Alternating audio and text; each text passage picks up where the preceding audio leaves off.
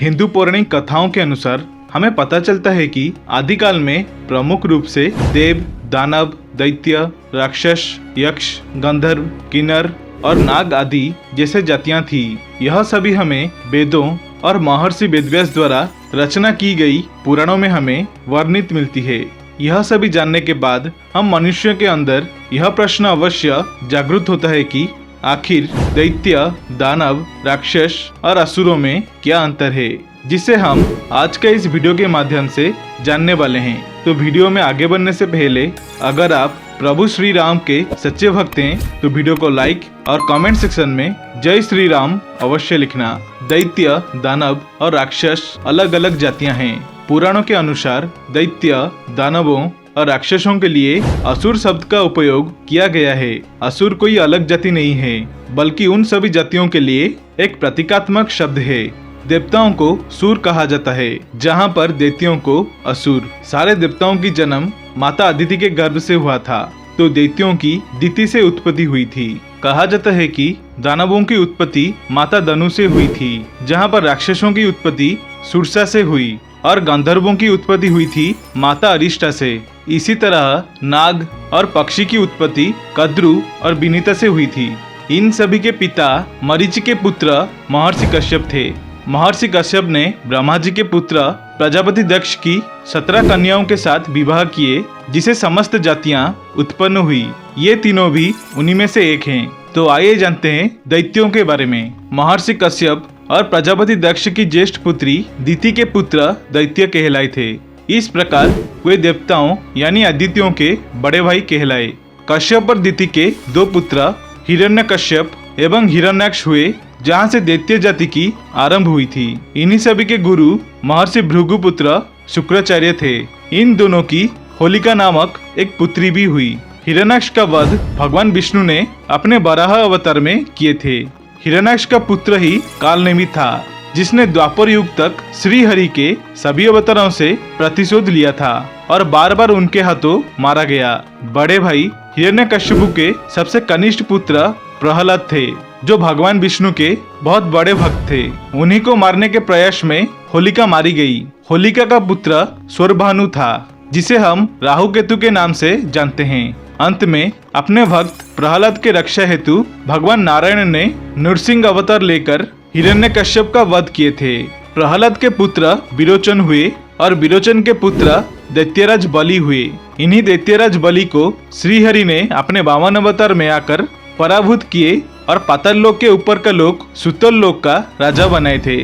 इन दैत्यराज बलि के पुत्र पराक्रमी बाण थे, जो भगवान शिव के अनन्य परम भक्तों में से एक हुए। कालांतर में जाकर भगवान श्री कृष्ण ने इन्हें परास्त किए और इनकी पुत्री उषा को माधव ने अपने पौत्र अनिरुद्ध के साथ विवाह करवाए थे।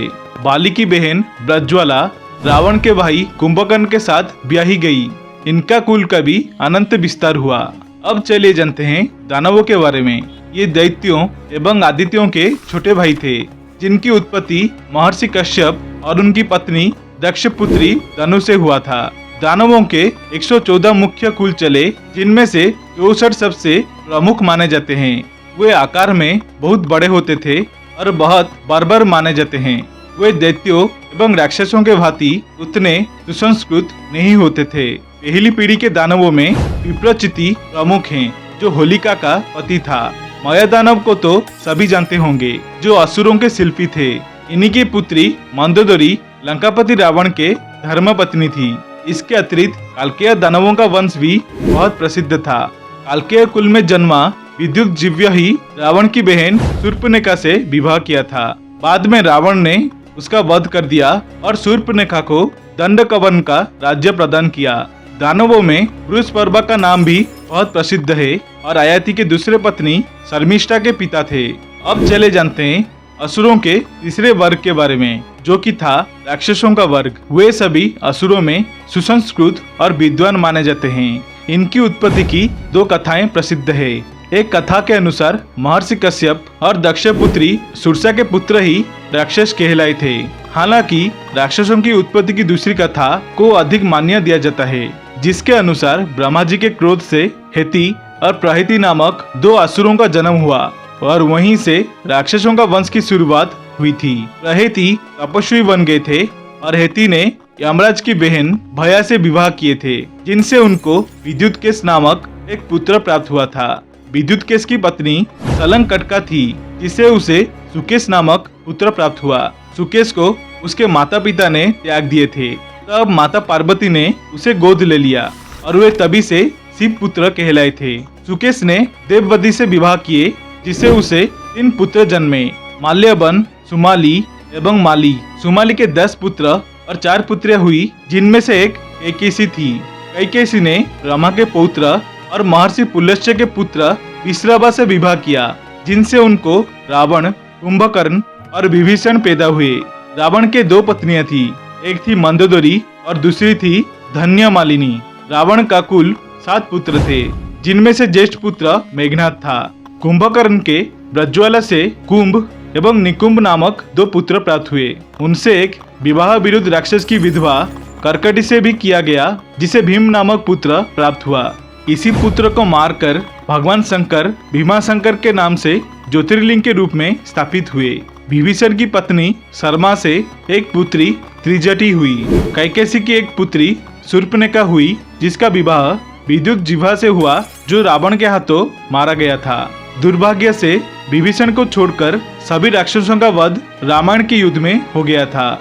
यहाँ आप यह देखेंगे कि दैत्य, दानव और राक्षसों की कुल में आपसी विवाह हुई थी। साथ ही इनके कुल के कन्याओं ने मानवों से भी विवाह किए थे।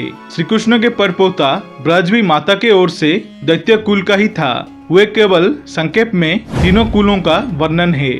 इसके अतिरिक्त भी इनका अनंत विस्तार हुआ। महाभारत काल में हमें घटोत्कच, हिडिंबा, बकासुर, अलायुध और अलम्भुत जैसे कुछ राक्षसों का वर्णन देखने को मिलती है। इसे यह स्पष्ट लगता है कि इस समय तक राक्षसों के वंश के बहुत कम लोग रह गए थे। घटोत्कच के बाद किसी प्रमुख राक्षस का नाम हमें देखने को नहीं मिलता। यह स्पष्ट हो जाता है कि राक्षस, दैत्य एवं दानव अलग अलग जातियां थी और लोग इनको एक दूसरे का एक रूप मानकर भूल करते हैं। यह गलतफहमी का कारण यह है कि समय समय पर तीनों जातियों ने देवताओं के साथ युद्ध किए थे, जिसके कारण लोगों को यह लगता है कि वह सभी धर्म विरोधी थे, जिन सभी को हमने अधर्मियों के रूप में अपने मन में छवि बिठा लिए हैं। जहाँ तक असुर शब्द का अर्थ है, दैत्य और दानवों से भिन्न असुर किसी वंश का नाम नहीं बल्कि विशेषण मात्र है।